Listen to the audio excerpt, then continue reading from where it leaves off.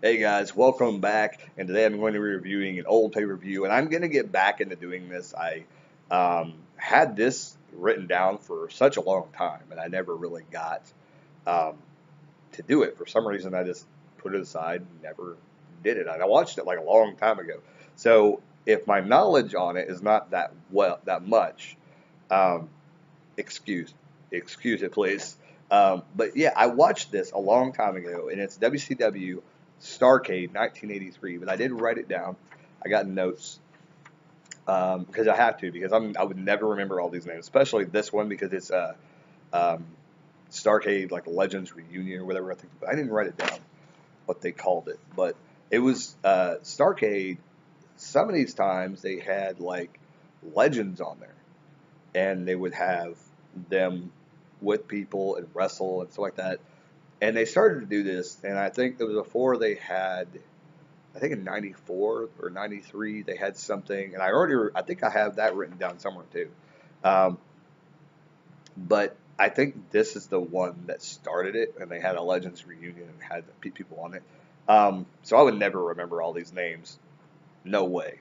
So let's start at the beginning. And I gave ratings. Like I said, my recollection may not be that well. Um, and the water heater is running behind me. So let me know if you guys can hear that because I'll probably watch the video back. You probably can, but this laptop's a lot better than my computer, which you can see the monitor in the thing. I'm not on the old piece of crap computer. But it started out with the Masked Assassins with Paul James, I guess, was their manager, and they took on Bugsy McGraw and Rufus Jones, who they referred to his nickname as Freight Train. Like I said, I don't really know a lot about some of these old wrestlers. I don't really know much about them. These people, like, I'm sure Masked Assassins were probably somebody back in the day, um, but I'm not really sure. They won with a schoolboy. Um, it was an exciting match. I have written down here. I do remember it being somewhat of an entertaining match, and the way it ended was okay. Um, the match wasn't the best, but it was an exciting match. I think Rufus and Bugsy had a lot of excitement in them. If I remember this match, I think I do remember this match now. They were really like crazy. Like they were kind of like a hacksaw Jim Duggan. It seems like Rufus is more of like a hacksaw Jim Duggan type. I could be getting them both mixed up, but one of them was like a hacksaw Jim Duggan type, and I think they both kind of were, where they would just get in the ring and they would just like haul fists, throw fists, and go down. And but in the end, they always got overtaken. You know, they were the guys that most of the time they got the upper hand on, got on them, and they were always the guys that people got behind. But but anyway, but the match was pretty good. I liked the way it ended. It was exciting, but it wasn't that great of a match. Then we had Gordon Zoli. I'm trying to read my notes. I don't understand this. Oh, the announcers were Bob Cotter and Gordon Zoli. I don't know who Bob Cotter is and why I have that written down. I could be totally Bob Coulter or something. I don't know idea. I had 23 for some reason written down to either. I don't know what that means. No idea. Then we had a another tag team match. Johnny Weaver and Scott McGee. Did I mention this is WCW Starrcade 1983? I think I did. Johnny Weaver and Scott McGee taking on Kevin Sullivan and Mark Lewing with Gary Hart as the manager. I know Gary Hart is awesome manager. Um, uh, yeah, I don't understand what happened here. I'm looking at it. It said it was an average match, and basically Johnny got attacked.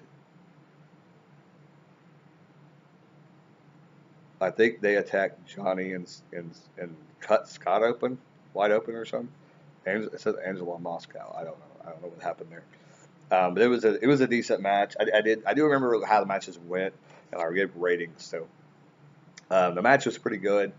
Sullivan's awesome anyway. But I think in this match, it didn't really like you didn't really see much of Sullivan in it, and you didn't really see like his potential in this tag match. But it was a decent match. Gary Hart's a really good manager too. Yeah, he's one that used to get involved too. So, well, I don't think he got involved in this one. If I remember right, he didn't really get too much involved. He may have tripped somebody, but that was about it. Then after this match, Tony Schiavone, I think Tony Schiavone was there. He talked with Harley Race backstage, I think it was. And then after that, Carlos Colon took on Abdul the Butcher. And this was, it has a 2, so it must have been a horrendous match. I don't remember this too much. But Abdul the Butcher got the win. I think it was a short match. Then Angelo Moscow was with Tony talking. And it must have been, he must have attacked Johnny and Scott because he's talking with Tony Schiavone after the Abdul the Butcher Carlos Colon match. It'll be on for some reason. And then we got Chief Wahoo McDaniel and Mark Youngblood versus Dick Slater and Bob Orton Jr. I remember this match being very, very good. And in the end, Dick Slater and Bob Orton Jr. got the win. This does have a rating of 3, so I do remember that match.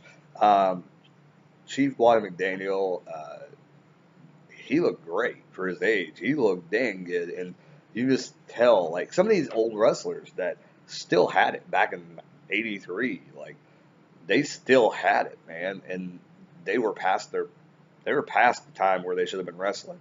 And it's just funny nowadays, like, we will never see this again because the type of wrestling that we get now. And it's kind of it's not a good thing. It kind of sucks. But the type of matches that we get now are completely amazing. There's more storytelling, though, and that's what I kind of miss sometimes, is that there's a lot of high spots and everything like that. And as much as I like high spots, after a while, it gets boring, and wrestling has to change. But this is my whole thing is with wrestling back then and with wrestling now. I think it's going to come to a point where we're going to go back to the traditional type of wrestling. We're going to get bored with this kind of wrestling, and eventually we're going to go back to the traditional way. I think there's always a swing in wrestling. It goes back and forth. It's like a pendulum. Like Scott Levy, aka Raven, always says, like I said, it's like a raven. It swings back and forth. It always does. It always will. Sports entertainment, pro wrestling will always change, and it will always consistently change because people get boring. It's just like the entertainment world. Things always constantly change. But it was a great match back and forth between Wahoo McDaniel, Mark Youngblood, and Dick Slater and Bob Orton Jr. It was a great match back and forth. Dick Slater and Bob Orton Jr. got the win. And then Tony talks with Ric Flair. And Jay Youngblood is there, and Ricky Steamboat. Wait. He talks with Ric Flair, and then he talks with Jay Youngblood, Ricky Steamboat, and then he talks with, he talks with Jay Youngblood, then talks with Ricky. And I think there's a match later on. They're talking about something. What's going on? I don't know what they're talking about. I don't remember what they talked about. There's a lot of talking at this time. Who the heck is this? Barbara? Yeah, I don't know, man. Barbara Clary? Some chick. I don't know. Some girl back in the day. Talks with Dusty Rhodes. 2 times world champ. Challenging world champ. I have no idea. He was challenging I think Harley Race or something. Gary Wright is with the Great Kabuki. And he takes on Charlie Brown. NWA TV title versus Mask. I think Charlie Brown was one of the Valentines under the Mask, I think, if I remember right. It was a great match. I think it was a great match. It was an average match, I guess.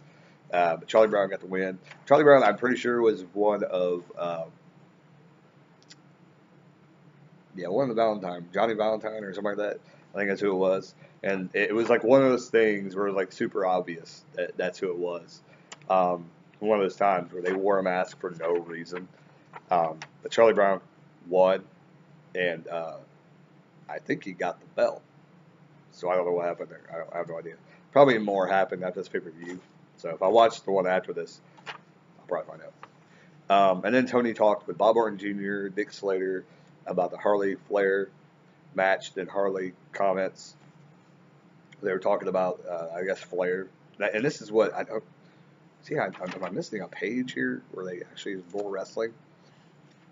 I want to say I missed a page here because, or maybe it happens at the next show or something. It may happen at the next pay-per-view, I'm thinking, because I don't see it anywhere on here. Yeah, I think unless they wrestle at the end of this, I just didn't get it. I think they may have. I don't remember what happened. Well, I mean, I think Flair wins. I don't know if it's on this pay-per-view or the next pay-per-view. I don't know. Dusty Rhodes challenges Mike Treble earlier or something. Greg Valentine versus Roddy Piper in a dog collar match. This is a really, really good match. This was, I believe, the main event of the evening. Roddy Piper gets the win, and then after the match, Greg Valentine attacks Roddy Piper. This was one of the matches that people talked about for the longest time, and I've never seen it, and I didn't even know what show it was on. And then I was watching this, and I'm like, oh, this is the show that had that match, and everybody's talked about for the longest time. I've heard about this match, and I never seen it. I finally got to see it. Great match. If you haven't seen this match, definitely go check out Starrcade 83 WCW. Valentine and Roddy Piper, amazing. They did super amazing dog collar match. After the match is over, Tony talks to Flair again about the Hurley match, and then Wahoo talks about Flair in another area. And I guess Flair is injured at the time, so I'm thinking, I don't know if the Flair and Harlem match happened at the previous event, or I think it happens at the next pay-per-view, I think.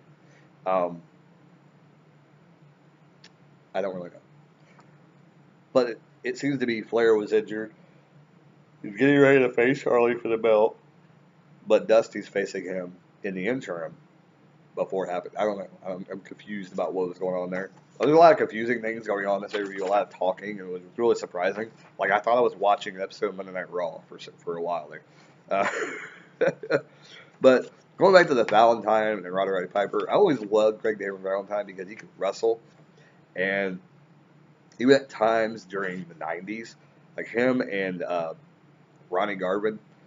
I watch that match every once in a while when I would watch the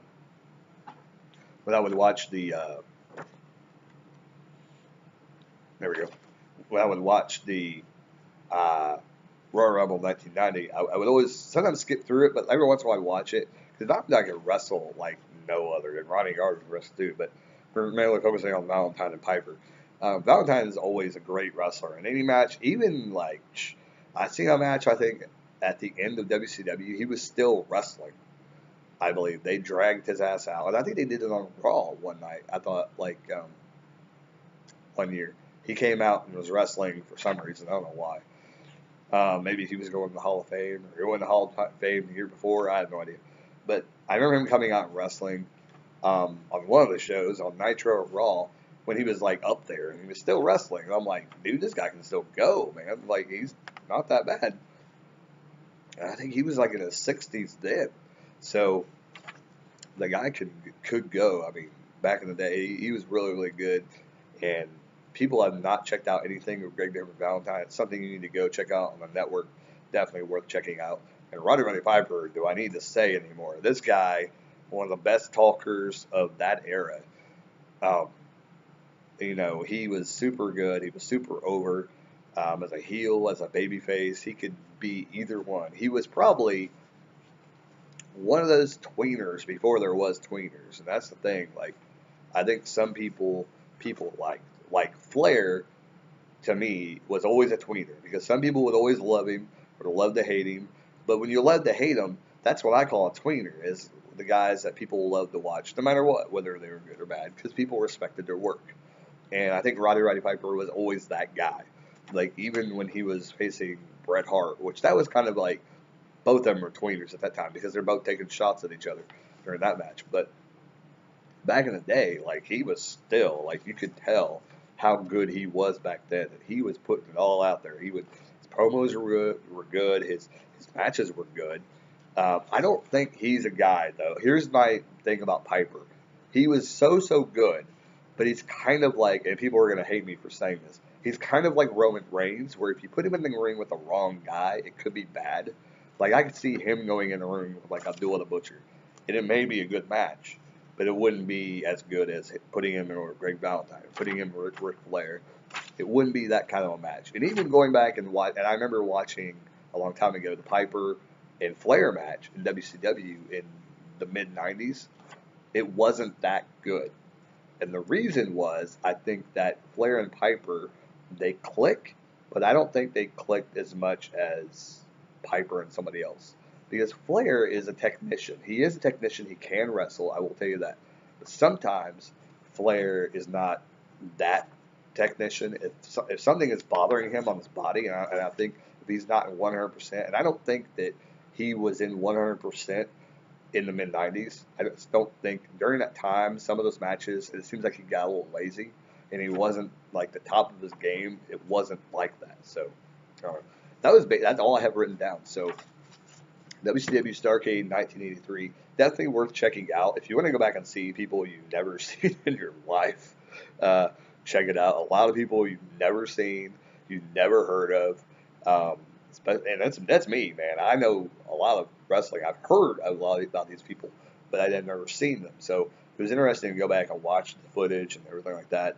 And that's what's cool about the network is there is stuff like that, and that's what I like the network for. I like going back and watching the old WCW stuff and the older stuff of wrestlers that went on to do bigger things. So for that, thank you for watching. Hope you enjoyed this video. Let me know what other pay-per-views you would like to review. Somebody mentioned, I know, the 2004 pay-per-views. I started to work on those, but got sidetracked. Got distracted doing other things. So that I will return. I like to jump. I kind of would like to kind of jump back and forth between times, so I don't get bored doing pay-per-views. So I'll probably go back onto this path and watch. Actually, I'm in the middle of reviewing or watching a thing right now. I need to find the paper that has the matches on. But I was in the middle of doing one from there. So I'll be probably going 2004 after I review. I think it's Beach Blast 93 is what I'm working on right now. I'll probably go back and do some of the older stuff. The older stuff is like really like you have to write down everything because I'll never remember it. So hope you guys enjoyed this review. I'll continue to do more reviews. I love doing these old pay-per-views. I love doing pay-per-view reviews in general. So hope you guys enjoyed it. Keep on rocking and keep on watching wrestling. Later, guys.